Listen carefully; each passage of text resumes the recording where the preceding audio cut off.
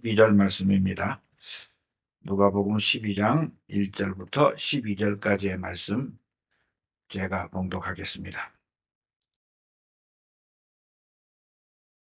그동안에 물이 수만 명이 모여 서로 밟힐 만큼 되었더니 예수께서 먼저 제자들에게 말씀하여 이르시되 바리새인들의 누룩 곧 외식을 주의하라.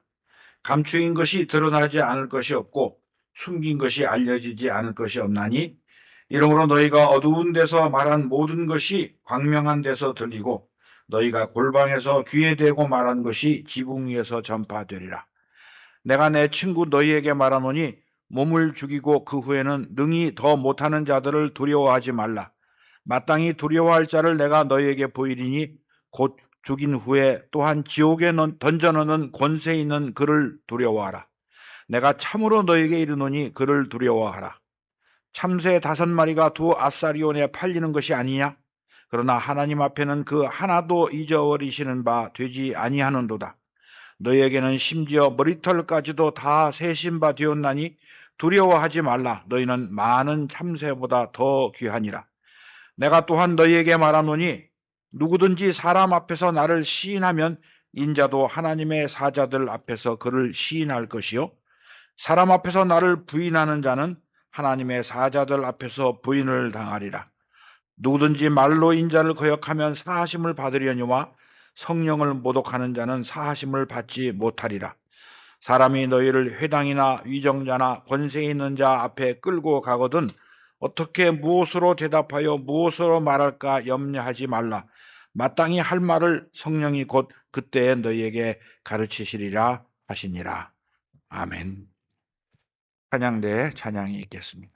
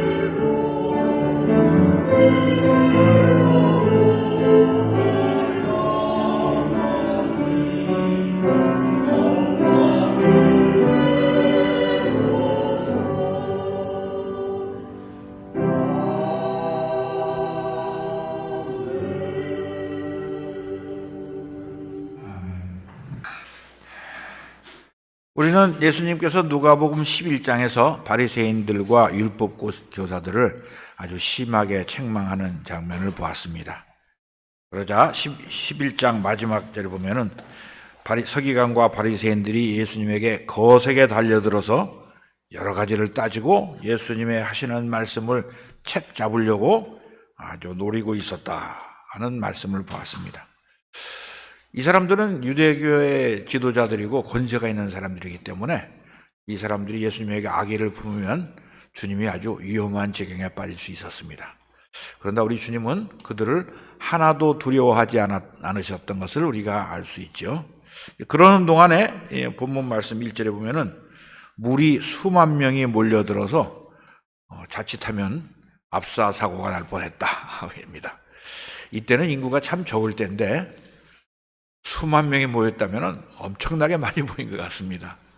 여러분 10,000명 모인 게 보셨습니까? 엄청난 숫자죠. 어쨌건 이렇게 그 수많은 무리들이 모였는데 예수님께서 제자들을 향하여 말씀하신다 이렇게 말합니다. 이 성경에 가만 보면은 예수님이 가실 때 허다한 무리들이 따라다니고 있었는데 예수님은 언제든지 제자들에게 말씀하셨다는 이야기가 나옵니다. 우리 마태복음 5장 1절 2절도 한번 볼까요? 마태복음 5장 1절 2절에 이런 말씀이 있습니다. 예수께서 무리를 보시고 산에 올라가 앉으시니 제자들이 나아온지라 입을 열어 가르쳐 이르시되. 그래서 마태복음 5장, 6장, 7장이 그 유명한 산상수훈인데 수많은 무리에게 이 말씀을 하신 것이 아니라 제자들에게 하셨다고 말합니다. 또 누가복음 14장 한번 보겠습니다. 우리 누가복음 14장 25절에 보면은 이런 말씀이 있습니다. 수많은 무리가 함께 갈새 예수께서 돌이키사 이르시되 무릇 내게 오는 자가 자기 부모와 처자와 형제와 자매와 더욱이 자기 목숨까지 미워하지 아니하면 능히 내 제자가 되지 못하고 누구든지 자기 십자가를 지고 나를 따르지 않는 자도 능히 내 제자가 되지 못하리라 하십니다. 아무리 많은 무리가 있어도 예수님은 그들에게는 관심이 없으셨고 이 제자들에게만 교훈을 내리고 있는 것을 볼 수 있습니다. 그래서 오늘 12장 1절 말씀에서도 수만 명의 무리가 모였는데 예수님께서 제자들에게 말씀하십니다. 뭐라고 말씀하셨죠? 바리새인들의 누룩 곧 외식을 주의하라. 이 주의하라는 말씀 무슨 뜻인가를 마태복음이 해석해 주는데 우리 마태복음 16장 5절부터 12절까지의 이 말씀을 해설해 주는 것을 좀 같이 보도록 하겠습니다. 마태복음 16장 5절부터 12절 말씀입니다.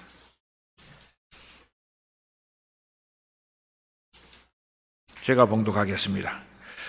제자들이 건너편으로 갈새 떡 가져가기를 잊었더니 예수께서 이르시되 삼가 바리새인과 사두개인들의 누룩을 주의하라 하시니 제자들이 서로 논의하여 이르되 우리가 떡을 가져오지 아니하였도다 하거늘 예수께서 아시고 이르시되 믿음이 작은 자들아 어찌 떡이 없으므로 서로 논의하느냐 너희가 아직도 깨닫지 못하느냐 떡 5개로 5,000명을 먹이고 주운 것이 몇 바구니며 떡 7개로 4,000명을 먹이고 주운 것이 몇 광줄이었는지를 기억하지 못하느냐 어찌 내 말한 것이 떡에 관함이 아닌 줄 깨닫지 못하느냐 오직 바리새인과 사두개인들의 누룩을 주의하라 하시니 그제서야 제자들이 떡의 누룩이 아니요 바리새인과 사두개인들의 교훈을 삼가라고 말씀하신 줄을 깨달으니라.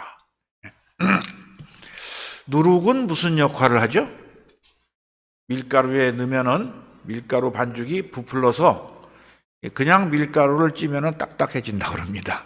그러나 누룩을 넣어서 빵을 만들면은 아주 부드럽고 먹기 좋은 빵이 됩니다. 예수님께서 누룩이라고 말씀하신 것이 아마도 그 6월절에 누룩 넣지 않은 무교병을 먹으러 하신 말씀도 의미가 있겠지만 바리새인과 사두개인들이 하나님의 말씀을 누룩을 넣어서 먹기 좋게 듣는 사람들 귀에 듣기 좋게 반죽해서 주는 것을 주의하라고 말씀하신 것 같습니다. 왜 그렇습니까?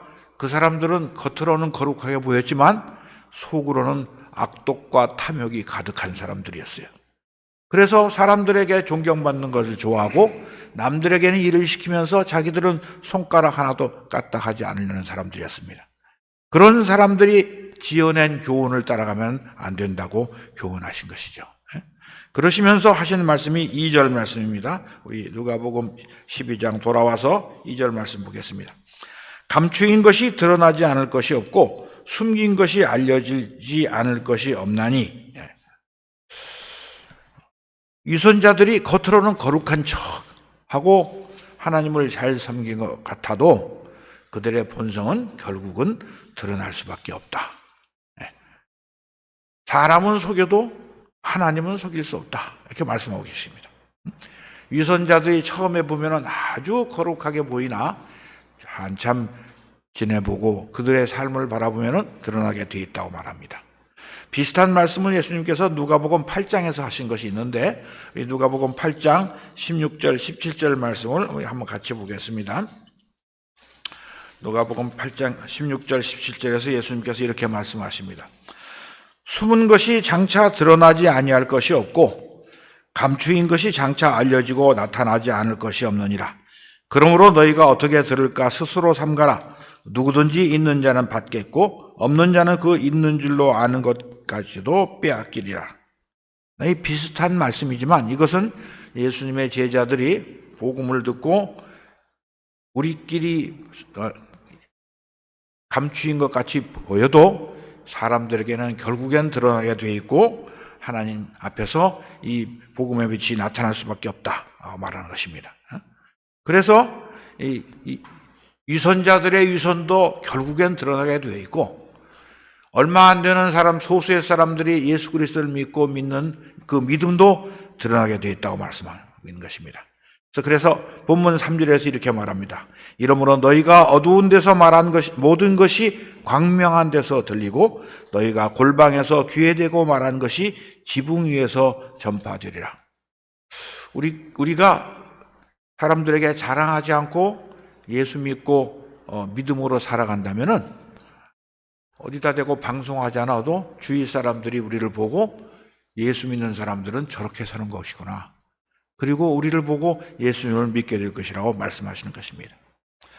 아무리 몰래 악한 짓을 해도 하나님이 다 보고 계시고 아무리 알려지지 않은 선한 일도 결국에는 드러날 수밖에 없다고 말씀하십니다. 사실 많은 사람들이 죄를 지으면서 하나님이 못 보실 거야 그렇게 말한다고 그럽니다. 우리 시편에 그런 말씀이 있는데 우리 시편 94편 말씀을 한번 같이 보겠습니다. 시편 94편 5절부터 11절까지 해서 악한 사람들이 이렇게 말을 합니다. 시편 94편 5절부터 11절까지의 말씀을 제가 봉독하겠습니다. 여호와여, 그들이 주의 백성을 짓밟으며 주의 소유를 곤고하게 하며 과부와 나그네를 죽이며 고아들을 살해하며 말하기를 여호와가 보지 못하며 야곱의 하나님이 알아차리지 못하리라 하나이다. 백성 중에 어리석은 자들아 너희는 생각하라. 무지한 자들아 너희가 언제나 지혜로울까? 귀를 지으신 이가 듣지 아니하시랴. 눈을 만드신 이가 보지 아니하시랴. 뭇 백성을 징벌하시는 이 곧 지식으로 사람을 교훈하시는 이가 징벌하지 아니하시랴. 여호와께서는 사람의 생각이 허무함을 아시느니라. 하나님이 안 보시는 것 같아도 다 보시고 그들의 행한 대로 심판하신다는 사실을 우리는 잊어서는 안 됩니다. 그래서 예수님께서는 이제 본문 다시 누가복음 12장 돌아와서 4절에서 그 제자들에 이렇게 말씀하십니다. 내가 내 친구 너희에게 말하노니 몸을 죽이고 그 후에는 능히 더 못하는 자들을 두려워하지 말라. 성경에서 예수님께서 제자들에게 친구라고 표현하신 곳이 누가복음 이곳하고 요한복음 15장에만 나옵니다. 요한복음 15장에서는 사람이 친구를 위하여 자기 목숨을 버리면 이보다 더 큰 사랑이 없나니 너희가 내가 명하는 대로 행하면 내 친구라 말씀하셨어요. 여기서는 예수님을 위하여 목숨을 버려야 친구로 삼아주신다고 했는데 본문에서는 그냥 제자들을 친구라고 불러주십니다. 아마 특별히 가깝고 친밀한 관계임을 표시하기 위해서 그렇게 말씀하셨는데 그들에게 몸은 죽여도 그 후에는 더 아무것도 할 수 없는 세상의 권세자들을 두려워하지 말라고 말씀하십니다. 왜 이런 말씀을 하셨을까? 이 당시에 바리새인과 서기관들이 예수님을 죽이려고 여러 번 계획했죠. 또 누가복음 13장에 보면은 헤롯 왕도 그 당시에 분봉의 헤롯 왕도 예수님을 죽이려 한다고 바리새인들이 와서 얘기한 적이 있었는데 그 얘기를 들으시고 예수님께서 어마무서라 그러셨냐? 아닙니다. 코웃음 치셨습니다. 그 얘기가 누가복음 13장에 나오는데 우리 한번 보고 가죠. 누가복음 13장 31절 말씀입니다.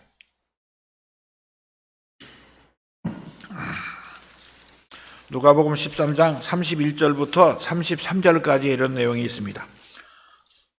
곧 그때 어떤 바리새인들이 나와서 이르되 나가서 여기를 떠나소서 헤롯이 당신을 죽이고자 하나이다. 이르시되 너희는 가서 저 여우에게 이르되 오늘과 내일은 내가 귀신을 쫓아내며 병을 고치다가 제3일에는 완전하여지리라 하라.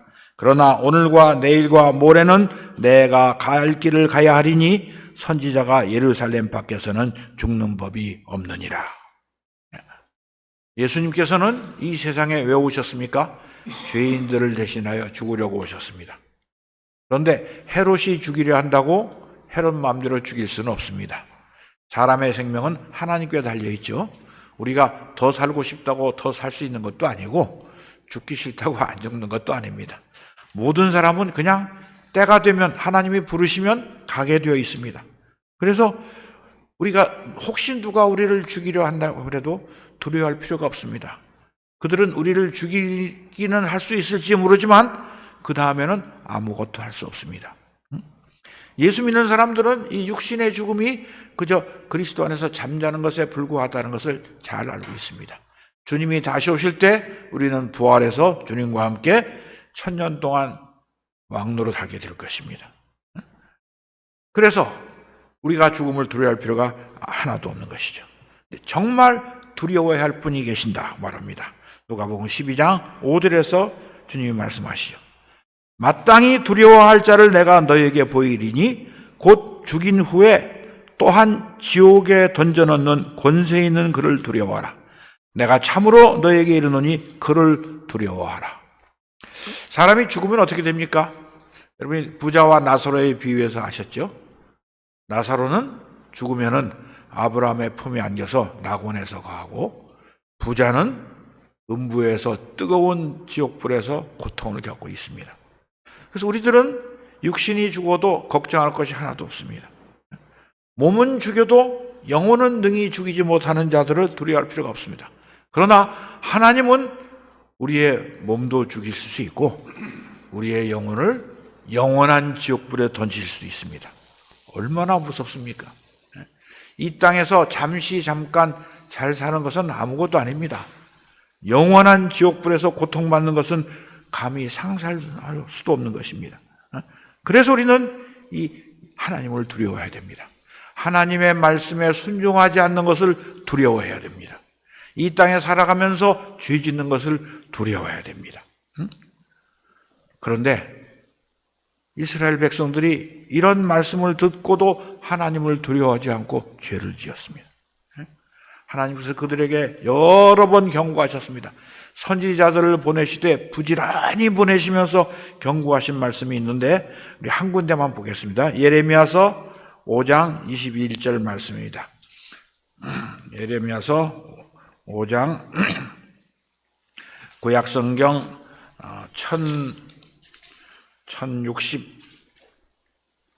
1068페이지쯤 될 것 같습니다. 예레미야서 5장 21절에서 22절 말씀을 제가 봉독합니다. 어리석고 지각이 없으며 눈이 있어도 보지 못하며 귀가 있어도 듣지 못하는 백성이여 이를 들을지어다. 여호와의 말씀이니라. 너희가 나를 두려워하지 아니하겠느냐? 내 앞에서 떨지 아니하겠느냐? 내가 모래를 두어 바다의 한계를 삼되 그것으로 영원한 한계를 삼고 지나치지 못하게 하였으므로 파도가 거세게 이나 그것을 이기지 못하며 뛰노나 그것을 넘지 못하느니라. 하나님께서 우주 만물을 창조하시고 자연의 법칙을 정하셨는데 우리에게는 하나님을 두려워하라는 명령을 주셨습니다. 그런데 이런 말씀을 듣고도 순종하지 않아서 이스라엘이 멸망했습니다. 그래서 우리가 정말로 하나님을 두려워하고 이 세상의 권세는 두려워할 필요가 없는 것입니다. 예수님께서는 제자들에게 계속해서 두려워하지 말라고 6절과 7절에서 말씀하십니다. 참새 5마리가 두 아사리온에 팔리는 것이 아니냐? 그러나 하나님 앞에는 그 하나도 잊어버리신 바 되지 아니하는도다. 너희에게는 심지어 머리털까지도 다 세신 바 되었나니 두려워하지 말라. 너희는 많은 참새보다 더 귀하니라. 아사리오는 그 당시 로마 화폐 가치 중에 제일 작은 단위인데, 그 드라크마라는 화폐 단위가 나오죠. 성경의 다른 부분에. 그 드라크마의 10분의 1쯤 된다고 그럽니다. 그러니까 아마 한 아사리오면 요즘 우리 돈으로 한 100원쯤 하는 것 같습니다. 참새 5마리가 200원에 팔린다면 얼마나 값싸고 보잘것없는 존재인지 알 수 있습니다. 그런데 하나님께서는 그 참새 한 마리도 다 돌보시고 하나님께서 허락하시지 않으면 땅에 떨어지지 않는다고 합니다. 우리는 얼마나 참새보다 더 귀한 존재이냐? 하나님께서 우리의 머리카락 하나까지 헤아리고 계십니다. 머리 빠지는 거 걱정하실 거 없습니다. 하나님께서 알아서 하시는 겁니다. 빠지면 빠지는 대로, 많으면 많은 대로 살아야 됩니다. 우리 교회는 뭐 머리 많이 빠진 분이 없는데, 제가 만난 어떤 그 목사 한 사람이 대머리가 되니까 되게 머리에 신경을 쓰더라고요. 그래서 신경 쓰지 말고 하나님에 대해 신경 써라 이렇게 말한 적이 있었는데, 하나님께서 우리의 머리카락 지키십니다. 근데 사실 실제로 우리가 신앙생활하면서 살다 보면은 내가 아주 힘이 어려운 지경에 빠졌는데 하나님께서 나를 돌보시지 않는 것처럼 느껴질 때가 있습니다. 여러분 그럴 경험 있으십니까? 저도 그런 경험이 있습니다. 근데 저만 아니라 모든 사람들이 그런 경험이 있습니다. 사도 바울도 하나님이 나를 버리셨다, 나는 이제 죽었다, 이렇게 생각한 적이 있었다고 말합니다. 우리 고린도후서 1장에 그 말씀이 나오는데 한번 같이 찾아봅시다. 고린도후서 1장 8절부터 10절까지 해서 이런 말씀이 있습니다. 고린도후서 1장 8절부터 10절까지 해서 바울이 이렇게 말합니다. 형제들아, 우리가 아시아에서 당한 환난을 너희가 모르기를 원하지 아니하노니 힘에 겹도록 심한 고난을 당하여 살 소망까지 끊어지고, 우리는 우리 자신이 사형 선고를 받은 줄 알았으니 이는 우리도 자기를 의지하지 말고 오직 죽은 자를 다시 살리시는 하나님만 의지하게 하심이라. 우리가 이같이 큰 사망에서 우리를 건지셨고 또 건지실 것이며 이후에도 건지시기를 그에게 바라노라. 사도 바울이 아시아, 지금 튀르키예 지방이죠. 거기서 선교하다가 죽을 뻔했습니다. 아니 어쩌면 죽었는지도 모릅니다. 살 소망이 끊어졌습니다. 하나님께서 나를 사형 선고 내리셨구나, 이런 생각을 했습니다. 왜 이런 일을 당해 하셨을까? 내 힘으로는 안 된다. 네가 뭘 하려고 하지 말고 하나님만 의지하라고 가르쳐 주셨어요. 그래서 내가 전혀 희망이 없다고 생각했을 때 하나님께서 자기를 건지시고 하나님이 주시는 힘으로 일해야 된다는 것을 가르쳐 주신 것입니다. 우리도 세상에 살다 보면은 내 힘으로는 도저히 해낼 수 없다, 이런 어려움을 당할 때가 있습니다. 그럴 때 내 생명이 내 것이 아니고 하나님이 주신 것이며 내가 구원받는 유일한 길도 예수 그리스도를 믿고 의지하는 것밖에 없다는 것을 기억해야 됩니다. 그래서 성경은 하나님께서 우리를 지키시고 보호하시는 우리의 목자라고 말씀하십니다. 여러분 시편 23편 말씀 잘 아시죠? 시편 23편 말씀 잘 아시니까 제가 한번 봉독해 보겠습니다. 여호와는 나의 목자시니 내게 부족함이 없으리로다. 그가 나를 푸른 풀밭에 누이시며 쉴만한 물가로 인도하시는도다. 내 영혼을 소생시키시고 자기 이름을 위하여 의의 길로 인도하시는도다. 내가 사망의 음침한 골짜기로 다닐지라도 해를 두려워하지 않을 것은 주께서 나와 함께 하심이라. 주의 지팡이와 막대기가 나를 안위하시나이다. 주께서 내 원수의 목전에서 내게 상을 차려주시고 기름을 내 머리에 부으셨으니 내 잔이 넘치나이다. 내 평생의 선하심과 인자하심이 반드시 나를 따르리니 내가 여호와의 집에 영원히 살리로다. 여러분 꼭 죽었다 싶을 때도 하나님을 의지하시면 하나님께서 우리를 구원하시고 하나님의 집으로 인도하신다는 것을 잊지 말아야 됩니다. 그런데 이 세상에 살아가면서 세상 사람들 앞에서 내가 예수 믿는다 하는 말을 하기를 부끄러워하는 사람들이 그때도 있었고 지금도 있습니다. 그런 자들을 향해서 예수님께서 8절 9절 누가복음 12장 8절 9절에서 이렇게 말씀하십니다. 내가 또한 너희에게 말하노니 누구든지 사람 앞에서 나를 시인하면 인자도 하나님의 사자들 앞에서 그를 시인할 것이요 사람 앞에서 나를 부인하는 자는 하나님의 사자들 앞에서 부인을 당하리라. 여기서 이게 시인하다라고 말로 번역된 이 헬라어 단어가 인정하다, 증언하다, 믿음을 고백하다, 그런 의미로 성경에서 쓰였습니다. 그래서 이 공적으로 많은 사람들 앞에서 예수님을 나의 주님으로 인정한다, 그런 뜻입니다. 근데 이렇게 인정하는 것이 지금은 뭐 별거 아니지만 이 초대교회 시절 로마의 황제가 다스리던 시절은 이 말씀이 굉장히 위험한 말이었습니다. 왜냐하면 그 당시 로마 제국에서는 가이사는 나의 주님이시다, 이렇게 고백해야 했다고 합니다. 근데 예수 믿는 사람들은 가이사가 아니고 예수님이 나의 주님이시다 말하니까 이게 말하자면 반역죄에 해당되는 것입니다. 그래서 초대교회 때 여러분 아시죠? 로마 제국의 황제 10명이 엄청난 박해를 했는데 아마 대표적인 사람이 네로 황제라는 사람이었고, 엄청나게 많은 사람들이 붙잡혀 가서 너 가이사가 나의 주님이시라고 말해라 할 때, 그때 그렇게 말하지 않고 예수님이 나의 주님이십니다 그러면 죽였어요. 그러니까 예수님을 공적으로 시인한다는 것은 목숨을 걸어야 되는 것입니다. 그때나 지금이나 마찬가지입니다. 우리는 그냥 요즘에는 목숨 위험하지 않으니까 마음 놓고 말하지만은 목숨이 위험한 상태에서 그렇게 말할 수 있어야 됩니다. 제가 꽤 오래전이지만 어떤 젊은 목사를 만나서 이렇게 대화하던 중에 한번 제가 물어봤어요. 만약 북한 공산당이 쳐들어와서 우리나라를 점령하고 너 데려다가 머리에 권총을 대고 네가 예수 믿는다면 죽이고 안 믿는다면 살려주겠다, 그럴 때 담대히 죽을 자신이 있냐? 그랬더니 눈을 동그랗게 뜨고서 그런 생각 한 번도 안 해봤는데요 그러더라고요.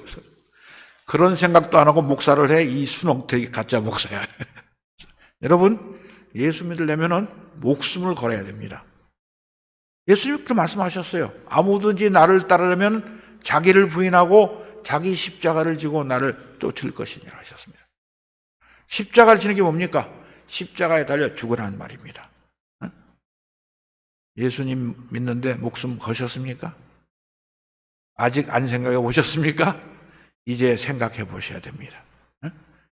그래서 우리가 이 세상에서 살면서 주를 위해 살다가 주를 위해 죽어야 되는 것입니다. 사도 바울은 로마서 14장 7절부터 9절까지 해서 이렇게 말합니다. 우리 로마서 14장 7절에서 9절 말씀 보겠습니다.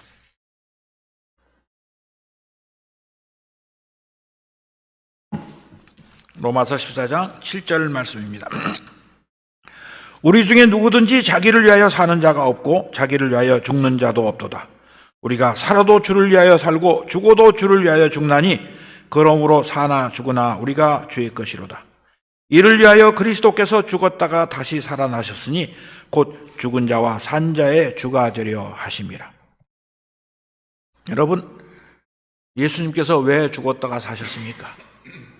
우리를 구원하시고 우리도 예수를 위하여 죽으라고, 그러면 다시 살아날 것을 가르쳐주기 위하여 죽음에서 부활하신 것입니다. 우리나라에서 주님을 위해서 고난받기를 사모하고 주를 위해 목숨을 바치겠다는 그리스도인이 얼마나 있을지 저는 알 수 없습니다만은 아마 교회 나와서 예수 믿고 복 받아서 잘 살려는 사람이 더 많지 않을까, 그런 생각이 들기는 합니다. 그러나 우리는 예수님을 따라다니면서 떡이나 얻어먹고 배부르려고 따라다니던 이 허다한 무리처럼 예수님을 따라가서는 안 됩니다. 예수님을 믿고 예수님이 나의 주님이시라고 고백하는데 생명을 걸어야 됩니다. 말세가 가까울수록 사람들이 하나님을 믿지 않고 예수님을 대적하고 우리를 환난에 넘길 것입니다. 사랑이 식어지고 거짓 선지자가 많아지고 그리고 믿는 자들이 숫자가 줄어들 것입니다. 예수님께서 누가복음 16장 8절에서 이렇게 말씀하셨어요. 그러나 인자가 올 때 세상에서 믿음을 보겠느냐? 요즘 예수 믿는 사람들이 우리나라도 점점 줄어들고 있습니다. 말세가 점점 가까워지고 있습니다. 그러나 이럴 때 우리가 몸도 죽이고 영혼을 육신에 던져놓는 하나님을 두려워해야 됩니다. 그래서 예수님께서 10절 말씀을 선포하십니다. 누가복음 12장 돌아가겠습니다. 12장 10절 말씀입니다. 누구든지 말로 인자를 거역하면 사하심을 받으려니와 성령을 모독하는 자는 사하심을 받지 못하리라. 이 참 무서운 말씀인데 이 성령을 모독하는 죄를 성령 회방죄라고 이제 교회에서 부릅니다. 마태복음과 누가복음에도 똑같은 말씀이 또 나오는데 우리 마태복음 12장에 나오는 말씀을 한번 살펴보겠습니다. 마태복음 12장 31절 32절에서 예수님께서 같은 말씀을 하십니다. 마태복음 12장 31절입니다. 그러므로 내가 너희에게 이르노니 사람에 대한 모든 죄와 모독은 사하심을 얻되 성령을 모독하는 것은 사하심을 얻지 못하겠고 또 누구든지 말로 인자를 거역하면 사하심을 얻되 누구든지 말로 성령을 거역하면 이 세상과 오는 세상에서도 사하심을 얻지 못하리라. 마가복음 3장 28절에서 30절에서도 같은 말씀이 있습니다. 같은 말씀이 성경에 3번 기록되었으면 어떻다고 말씀드렸죠? 대단히 중요한 말씀입니다. 잊어버리면 안 됩니다. 우리가 예수를 믿음으로 그 순간 그 이전에 지었던 모든 죄는 사하심을 받았습니다. 그런데 예수 믿고 나서도 우리가 고의든지 실수든지 또 죄를 짓지 않을 수 없습니다. 그러나 우리가 죄 지었을 때 그리스도를 믿는 믿음으로 회개하면 하나님은 미쁘셔서 우리를 용서하신다고 말씀하셨는데 예수님께서 용서받지 못하는 죄가 있다. 성령을 회방하는 죄인데 그것이 어떤 의미인가 우리가 좀 살펴볼 필요가 있습니다. 이 마태복음과 마가복음에서는 예수님께서 하나님의 성령으로 귀신을 쫓아내니까 바리새인들이 그것을 보고 하나님의 성령으로 일을 했다고 말하지 않고 예수님이 귀신의 왕 바알세불의 힘을 빌려서 귀신을 쫓아냈다 그랬습니다. 예수님께서 그 말씀을 듣고 나서 하나님의 성령이 이를 쫓아낸 것이 분명한데 그것을 보고도 부인하는 자, 하나님의 성령을 귀신의 왕이라고 모독하는 자는 용서받지 못할 것이라고 말씀하고 있는 것입니다. 그래서 성령의 능력을 보고도 부인하면 용서받지 못합니다. 우리도 그렇습니다. 예수 믿고 구원받고 하나님의 성령이 우리 안에 오셔서 예수 그리스도를 주님이라고 고백하게 하시고 하나님의 말씀을 우리 귀로 들었습니다. 그런데 그 말씀에 순종하지 않으면 그것이 성령을 회방하는 죄라는 것입니다. 두려워해야 됩니다. 여러분, 하나님의 말씀을 듣고 잊어버리든지 아니면 아니야 이건 나는 이런 말씀 듣기 싫어 그러면 안 된다는 걸 아셔야 됩니다. 진리인 줄 알면서 순종하지 않는 것이 성령 회방죄입니다. 하나님께서 죄인을 기필코 심판하신다는 사실을 알면서도 죄를 지으면 용서받을 수 없다는 것을 기억해야 됩니다. 이스라엘이 하나님 말씀 듣고 순종하지 않아서 멸망했습니다. 그런데 이스라엘은 모세가 전한 율법을 순종하지 않았죠. 우리는 예수님께서 오셔서 하신 말씀을 듣고도 순종하지 않는다면 얼마나 더 큰 벌을 받을지 알아야 됩니다. 안타깝게도 지금도 하나님의 말씀보다 사탄의 거짓말을 더 잘 듣는 사람이 많이 있습니다. 교회 다니는 사람들에게 사탄이 와서 속삭입니다. 하나님께서 죄 지으면 죽는다고 그러셨냐? 죽지 않는다. 죄 지어도 괜찮다. 네가 하나님 말씀 그대로 따라 살면은 얼마나 고생만 하고 돈도 못 벌고 그리고 핍박을 받겠느냐. 너만 고생한다. 적당히 세상과 타협하면서 살아라. 그럽니다. 우리들은 그런 말씀 들으면은 하나님 말씀보다 훨씬 그 말씀이 그럴듯해 보입니다. 네. 그러면은 큰일 난다고 주님 말씀하시는 것입니다. 그래서 주님이 말씀하십니다. 11절, 12절 말씀 보겠습니다. 누가복음 12장 돌아와서 사람이 너희를 회당이나 위정자나 권세 있는 자 앞으로 끌고 가거든 어떻게 무엇으로 대답하며 무엇으로 말할까 염려하지 말라. 마땅히 할 말을 성령이 곧 그때 너에게 가르치시리라. 우리가 하나님의 말씀을 그대로 순종하면 세상이 미워하고 중상모략하고 실제로 초대교회 때는 이 권력자 앞에 끌려가서 매도 맞고 감옥에 갇히기도 하고 죽임을 당하기도 했습니다. 우리도 그런 일이 생길지 안 생길지 모르겠습니다만은 어쨌건 예수를 철저하게 믿으면 세상으로부터 환난을 받게 되어 있습니다. 그럴 때 어떡하지? 걱정할 필요가 없습니다. 우리가 하나님 앞에서 우리의 믿음을 담대하게 고백하고 예수 그리스도를 따르면은 어떻게 행해야 할 것, 어떻게 말해야 할 것을 성령이 가르쳐 주신다고 그랬습니다. 그래서 예수님께서 우리가 억울한 고난을 당할 때 어떻게 할 건가를 말씀하셨죠. 마태복음 5장 10절에서 12절 말씀입니다.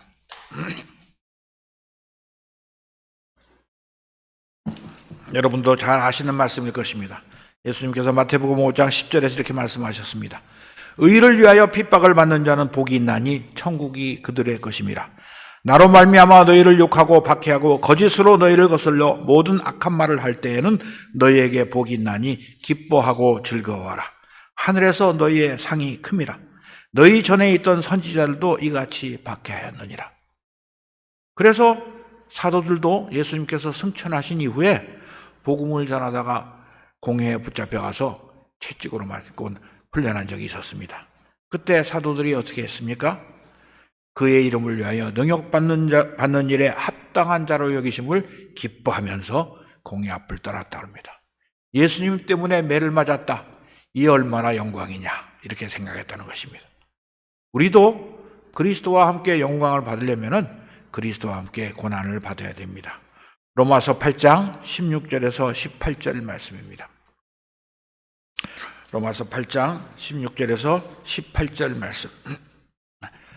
성령이 친히 우리의 영과 더불어 우리가 하나님의 자녀인 것을 증언하시나니 자녀이면 또한 상속자 곧 하나님의 상속자요 그리스도와 함께한 상속자니 우리가 그와 함께 영광을 받기 위하여 고난도 함께 받아야 할 것이니라. 생각하건대 현재의 고난은 장차 우리에게 나타날 영광과 비교할 수 없느니라. 하나님께서 주시는 영광이 이 세상에서 당하는 고난과 비교할 수 없습니다. 우리는 이 육신의 삶이 끝난 이후에 천국에서 주님과 함께 영광을 누릴 날을 그날을 바라보면서 지금 예수 그리스도를 믿으며 주와 함께 고난받는 것을 기뻐해야 합니다.